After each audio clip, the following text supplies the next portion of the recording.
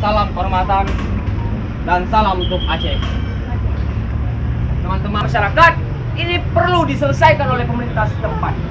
Syederalun belasan masyarakat Gampong Ule Blangmane, Kecamatan Blangmangat, Luk Semawe yang tergabung dalam aliansi masyarakat menggugat melakukan aksi protes di eks-kantor imigrasi setempat pada Kamis 8 Desember 2022. Mereka mendesak pihak UNHCR untuk segera memindahkan pengungsi Rohingya khususnya yang berada di eks-kantor imigrasi itu. Amatan di lokasi belasan warga termasuk kaum ibu-ibu sekitar pukul 11 waktu Indonesia Barat pagi, mereka berjalan menuju kantor eks-imigrasi Luk Semawe. Setelah tiba di lokasi, salah satu koordinator langsung berorasi dan meminta warga yang memegang poster dengan sejumlah tulisan yang memprotes terkait pengungsi Rohingya. Tak hanya itu, aparat dari Polres Luk Semawe dan jajarannya dibantu TNI, Pol PP ikut mengamankan jalannya aksi tersebut.